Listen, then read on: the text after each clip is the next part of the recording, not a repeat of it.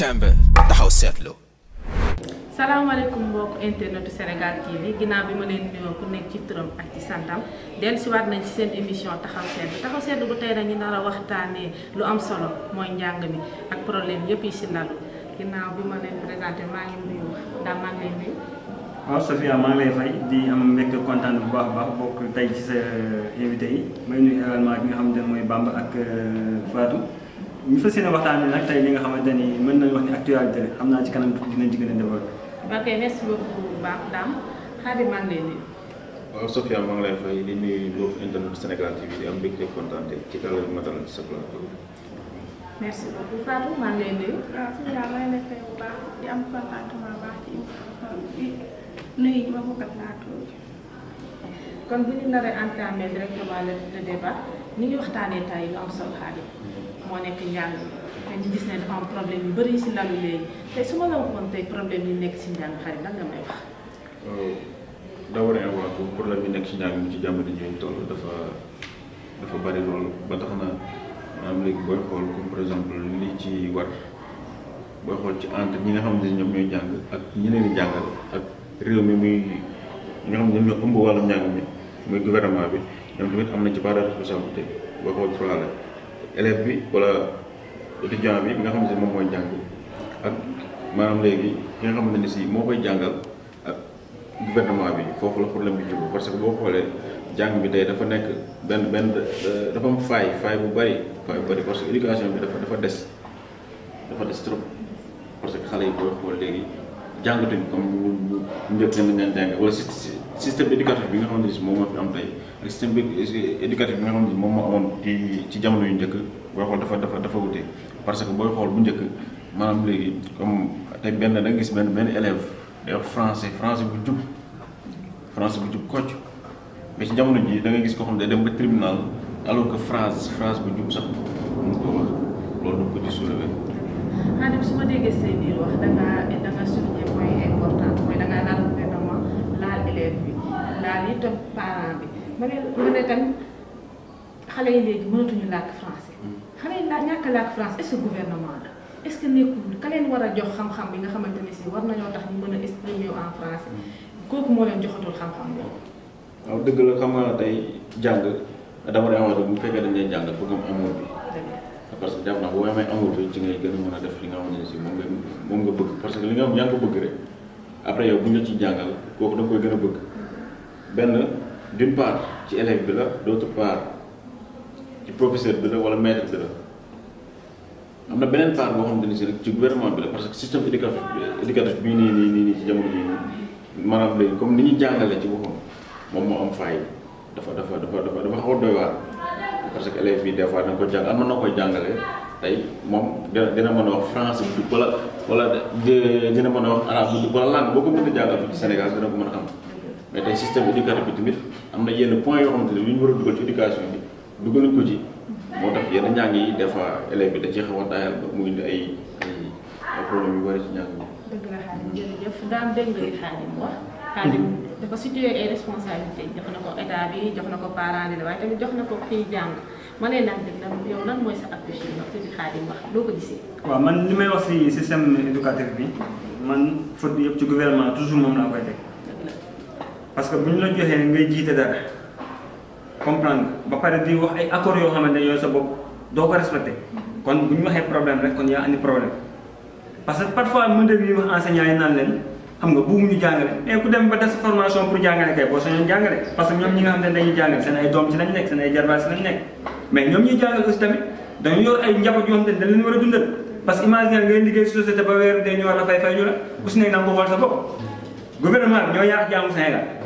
ba pare ñu bañ koo wax wala boobu ba pare ñu koy politiser parce que tey mun ñu nangu chaque année ñu ñëw signé ay accord bu ñu signé ay accord ba pare bu ñu demaatee ba école tijjiwaat duñ ko respecté kon kay du si ñi nga xamante ne ñoom ñooy professeur wala maître mais si ñoom ñi nga xamante ne ñoom ñoo jiite jàng gouvernement bi la parce que tey nañu waxante dëgg tey bu demee ba système bi tey wax nga ko sànni benn élève boo xamante ne bon terminal lay def mënul sax wax phrase bu jub xam nga loolu ku ko dégg sax xam nga ay rey dalay jàpp wax ji mooy gouvernement bi nañ bàyyi njàng mi ñuy politiser mooy dëgg bi ba pare mu ñu nangu ñu jël ay milliards dóor ko si ay yu ñàkk fayda dëkk bu def ndaw yi jàng dëkk boobu moo def avenir ñoom ñoo war a bàyyi xaalis yi ñuy jël di ko passer yu ñàkk fayda da jël xaalis jox ko professeurs yi ak maîtres yi ñu jàngale ñoom ñoo war a bàyyi man daal pour l'instant loolu laa moo ci li may wax dëgg la daal bi nga wax tamit am na solo tam dañ koy nangu mais bu fàtte ne gouvernement dirige lu rek benn institution mu nekk jàngale même bu fekkee jàng ak njàngale nekk na loo xamante ni si benn atout la si population boo gis mais tamit da ngay xool ne est-ce que du enseignant yi tamit amour bañ waroon a am si njàng parce que jàngale avant tout liggéey bi mu mënta doon passion la loo amul passion doo ci farlu la nga ca war a farloo da nga ne dañuy dem jàngi formation mais les formations yi léegi yaa gën a xam ni muy demee xam nga li nga wax yëpp dëgg la quoi dooguma ne mais xam nga dugg ndox mënu weesu ndax sa bopp quoi magum jëm bu demee ba def formation pour dara yaakaar na fa dara xam nga tey ku si nekk man damay wax toujours nit ku nekk balaa nga wax dara xoolal bu doon yow la ba pare nu muy demee mais imagine tey ki génn këram dem di jàngale ji bàyyi na jabar bàyyi na papa bàyyi na yaay xamoo li nekk ci ginnaaw léegi nag moom imagine xool tey surtout ki nga xam ne dañ ko jël mu dëkk Dakar ñu jël ko sànni ko ci àll ba muy jàngale kooku yow ku tàmm Dakar nga jël ko sànni ko ci àll ba xamoo lu muy dund weer jot nga war ko fay nga signé ay accords yoo xamante ne da nga ko war a fayoo ko dañu wax ne dëgg fii ku fi liggéey ba weer dee buñ la fayulee nga kaas ku si nekk am na yoo xam ne da nga xool sa bopp man enseignant yi du ma leen wax dara parce que bu fekkoon teg nañ leen si condition yu baax xale yëpp dinañ jàng mais ñoom gouvernement bi ñoom ñoo leen tegul si condition yu baax moo tax ñoom ñuy kaas ñii nekk fi yëpp di wax nag enseignant yi dañoo jàngale ñu man xool seen bopp bu doon ñoom la li ñuy wax noonu duñ ko def parce que tey liggéey weer bu jotee da ngaa war a fayee ku signé ay accord da nga ko war a respecté man mënu ma d'accord gouvernement tey dañu waxante dëgg tey Sénégal ñu ngi wax benn train boo xamante ni Dakar jam ñaata milliards yàq la nañu waxante dëgg yàq la tey loolu bu ñu ko duggoon si éducation bi naa xamal dara bu ñu ko duggoon si éducation bi ak santé bi kon heure bi du ñu am problème wala boobu problème amee na wàññeeku dañuy xool foo xamante ni man dama yaakaar ñu ngi jiite ñi dafa mel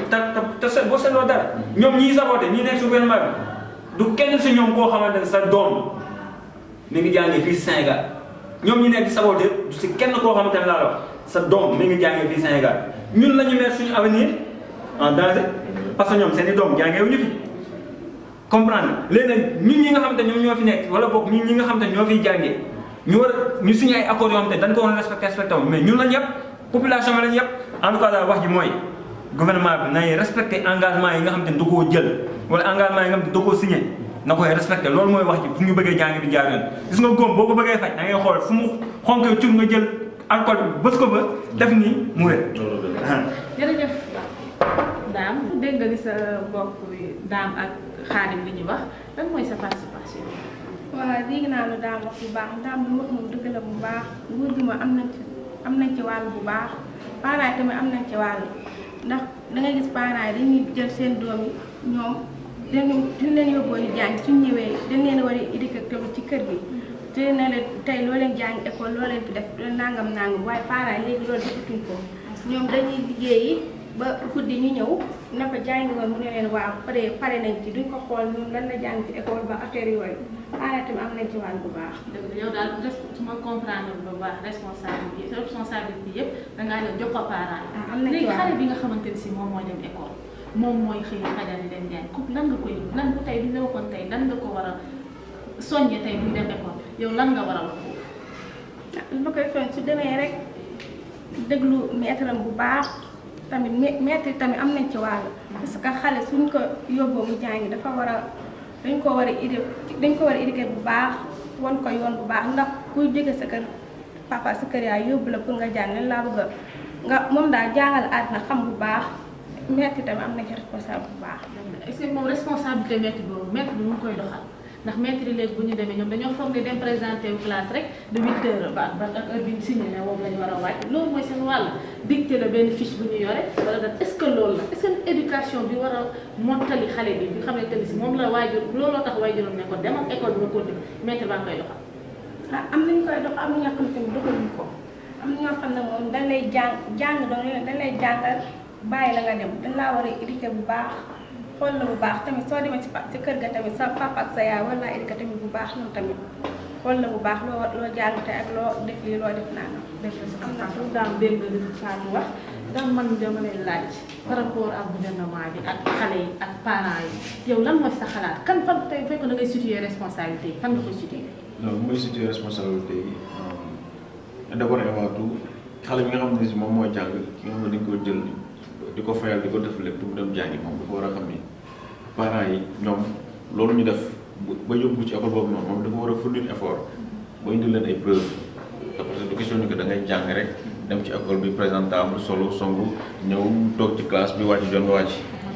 est-ce que responsabilité boobu parents yaa ngi koy jël parce que bu fekkee yow sa xale bi dafa ko ne demal nga jàngi ci biir sac bi nga def fa tablette def fa portable à la limite nga def fa ordinateur. xale boobu est-ce que yaa ngi koy soññ ne ko demal nga déglu prof bi. xam tey parents yi ñoom soññ rek lañ mën ci doom yi des fois da nga gis ñoo xam ne nañu fiyoote seen i saak yi doom mais am na âge booy toll dañ naan kii tey peut-être majeur la nañ ko bàyyi mu dem ak xel boppam. est-ce que âge war naa tax nga dew seen faire non non âge boo tax parce que benn moment xam nga dañuy wax bant maanaam ci tooy li nga mën a jubante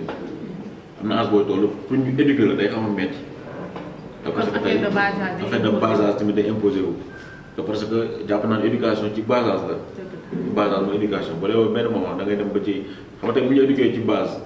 boo xam ne base bu normal la boo demee ci école bi da nga fa toog li nga sa diggante ak professeur bi la fa doon war a dox sa diggante ak élève bi nga dox ko war a dox sa diggante ak njàng mi nga def ko ko am nga noonu laa ko jàpp. yow da ngaa gis ne xale yi daal même bu fekkee ne parent bi ngi def li ko war xale bi tamit war naa góorgóorlu. war naa góorgóorlu mais nag dañoo gis ni tam dégg nga li daam wax nee na état bi dañuy investir xaalis fi nga xamante ne ñu ko fa investir yow loo gisee loolu. waaw xam nga état moom booy xool pays réew li koy njëkk a développé mooy éducation moom mooy développé réew.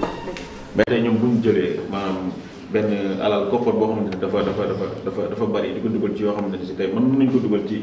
njàng mi ñu jël ko di ko dugal ci yeneen xam nga loolu tey ñoom ñooy gën a pénaliser école kon dama ñëwaat ci daam maanaam léegi dafa jël point bu am importance mu ne moom nguur gi la jël lépp topp ko man tamit foofu dama ci d'accord mais daam dafa am important dafa ne ay train express par exemple nee na ay milliards lañ fa sori mooy lan fi muy daw nga ne Dakar dem ñaari dëgg la Dakar dem ñaari mais tamit train express dañoo war a xam ne moyen de transport boobu est-ce que tamit éducation bi la bokk parce que dina fournir ay emploi ñi nga xamante ni jot ñu ko woon am xale yi nga xamante ni si ñoom ñi ngi jàng war a liggéey ci wàllu affaire lépp li nga xamante ni si moo yor wàllum train ñooñu dinañ am liggéey kon bu jëlee responsabilité waruñu investir foofu rek dañuy yàq xaalis man dama naan ko foofu nag dañ ci taxaw seetlu bu baax parce que ci éducation la bokk xale biy jàngi war a jógee Dakar dem jam ñaari parce que jam ñaari dégg ngeen information ñu ngi fay tabax ay université dafa tabax ay yeneen centre ak yeneen centre xale boobu est-ce que mënul jël train boobu ñu dem daam est-ce que loolu gis nga ne yàq la carrément. xam nga soo déggee ma ni yàq la waxuma train mais d'abord da ngay xool ñaata milliards dañu investir foofu diggante Diamniadio ak Dakar baax na train bi baax na de waxuma train bi baaxul mais dama ne ñaata milliards dañu investir diggante Diamniadio ak Dakar ci train boobu. xam nga tey xam nga moyen de déplacement aussi ça facilite l'éducation parce que bu fekkee xale bi dafa war a jógee par exemple lu mel ne Nord Foire war a dem ba Pikine imagine mu war a yor xel boo ko jëlee doon taxi du gën a gaaw. li nga wax yëpp dëgg la mais na fekk mu am ko. dëgg la na fekk xaalis boobu mu yor ko parce que tey ñun Sénégal na yàlla ma yàlla baal dañuy dégg ay milliards ay millions mais tey ak ñi ngi koy dégg ñi ngi koy dégg. waaw ak fi ñu koy dégg parce que tey gis nga dëbbu ndox moom lay saa su ne gis nga Sénégal ñun dañuy wax sax ñun gouvernement bi si boppam ñoom ñoo ñu tay xam nga lu tax parce que tey ñun tout le temps dañuy dégg ay milliards yi ñuy wax fu mu ne ak ñan ñoo ko yor gis nga am na loo xamante ni population bi si boobu sax commencé nañ ci yeewu bu baax parce que dama dégg sànq Moussa di ko wax. gis nga ku yóbbu actuellement fu ñu toll nii ku yor sa doom bu fekkee jàng mënut a ñàkk yow aussi tamit nga teg ci métier parce que tey boo xoolee Sénégal kër goo dugg Sénégal boo xoolee kenn ci réussir si jàng te bu ñu nee réussir lan la soo moytu enseignant lay nekk wala professeur pour nga gis ci cadre c'est très très très rare. au contraire ñun ngay gis cadre mooy ñi nga xamante ne tey ñoom ñoo nekk ci gouvernement bi di ñu diriger te bu ñu continuer nii bu ñu xoolee bu ñu ñàkkee fayda ñoom seen bopp seen ay doom ñoom ñoo ñuy diriger waat kon loolu da lay wan ni système bi baaxul ñi am ñooy gën a am ñi ñàkk di gën a ñàkk kon man mënu ma gëm ni Sénégal développé wu dara fenn développé amul fenn fi développé dañuy sóob développé wu dara. ci milieu éducation. yow damay la xoolal développement Sénégal ci ay wax rek lañ ko dégg fii ku génn Sénégal da ngay xam ni fii dafa mel ni kaafu dafay mel ni kaafu ginaar dafa mel ni nga dem rek fekk ay immeuble ñëwaat dellu fekk fi kaafu ginaar développé wu dara am nga fu ñu développé. waaw dafa doog ma la. mais dañ ne xam nga boo nee éducation ne développé wuñ dëgg la mais xoolal niveau bi fu mu toll léegi. ban niveau boo duggee ci koñ. baax na si pour te dire ci famille. mais boo duggee ci koñ avant pour nga gis benn ku jàng problème la ñu nekk ay milliers ñu jàng loolu gisoon ne benn plus la wala. jàng après wër di ñaanaat non man de yàlla man de yàlla ma yàlla mosu si loolu jàng ba pare après ñu dem jàng ji métier di la may amul njëriñ nan wax dëgg gis nga tey système bi. mais est-ce que jàng ak métier àndul. dama ni c'est là doon ñëw non c'est là doon ñëw dama ni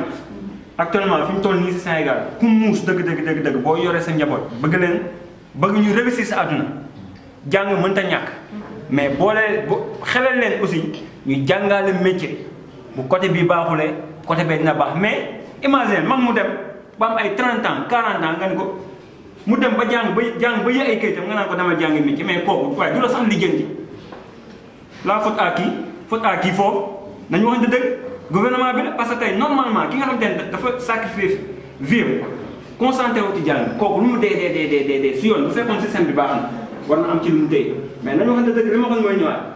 kër boo dugg ki ñuy wax naan moo teg si jàng enseignant lay nekk wala professeur.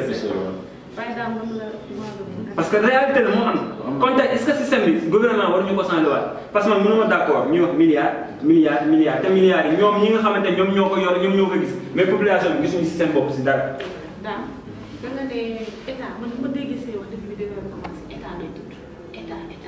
ak parents yi kon foog parce que état jàppul loxo doom kenn yóbbu école état fayalul kenn inscription état dindalul kenn fourniture sa doom yaa ko jàpp si loxo yóbbu ko école. kon tax pour que nga jàpp si loxoom yóbbu li nga koy yóbbu école nga jàpp ko tamit yóbbu ko si métier li nga wax dafa yomb a tontu.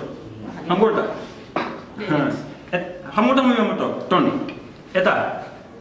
population bi dañ leen a voté la. ñoom gënuñ ñu ndey. gënuñ ñu bàyyi. dàquñ ñoo jàng mbiru suñu borom la parce que suñu borom mooy choisir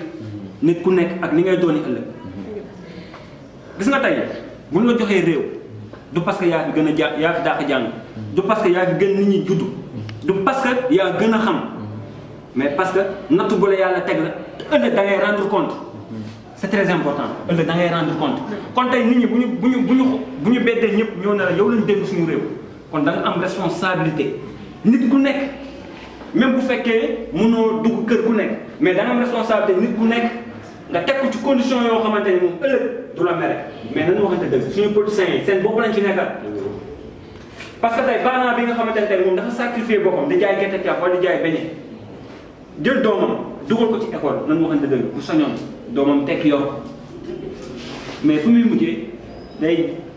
ñafe laay fam di jàng ba benn niveau yi lenn koy dimbali mu am branlon xëy na am chance dugg fenn mais boo amul branlon doo liggéey Sénégal loolu réalité la moo fi nekk boo amul branlon doo liggéey même bu fekkee sax parfois nga gis nga dugg si entreprise gis koo xamante ne yow yaa ko dàq jàng fuuf mais lu tax lu koy teg si place boobu pour yow branlon kon dañu waxante dëgg système bi baaxul te ñoom nanguñu ko dégg te Sénégal li ñu wax ñu ne dañ koy politiser politiciens seen bopp ñoom ñoo fi deful tous. doguma la daal mais dana ibbi tamit porte bu am importance mooy est-ce que travail rek égal jàng est-ce que jàng tamit égal travail Fatou foofu daal di ñëw. daam bi ñuy wax dama ci ànd ak moom bu baax parce que jàng moom am na solo trop waaye tamit liggéey tamit am na solo. jàng moom donc soo ko toppee topp ko moom ba âgé tamit nga yàlla def la jàng tekkiwoo ci te jàng métti tamit weesu na am nga loolu da ngay perte dëgg moo tax daam lu wax ma am na solo trop. Xadi dégg nga sa ñaari naataangoo yi wax. est-ce que ñoom ñu wax yow approuvé nga ko carrément gëm nga ni yow tànk jàngoo rek du waroo liggéey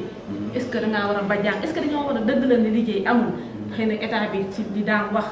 respect jëlul ay responsabilité mais est-ce que tamit jël sa doom la yóbbu ko ci métier la loolu rek la. non du loolu kese parce que jàng bu ñu nee jàng du ci école bi rek fi ngay demee dafa jàng métier boobu yaa ngi koy jàngale muy tailleur bi maçon bi mécanicien bi menuisier bi ñooñu ñëpp dañuy jàng mais sànq daam dafa soulever point bu am solo muy tey jii mën nga gis koo xamante ni day toog ay at di ko jàng mais tey mënut a amul loo xamante ni peut-être mën na ko fournir muy boo xoolee jàngale mooy système bi rek mooy gouvernement bi mu wax nga naan gouvernement système bi tey booy xool ñoom dañuy théoriser parce que ñun dañoo yàgg a théorie suñu primaire suñu collège ba suñu lycée ba université yi ñu nekk sax la xam dañ koy théorie mais nag yàlla dimbali ñu ñëw ci benn école bu ñuy wax School Jobs waaw macha allah ñëw nañ fi depuis tamit ñoom jàng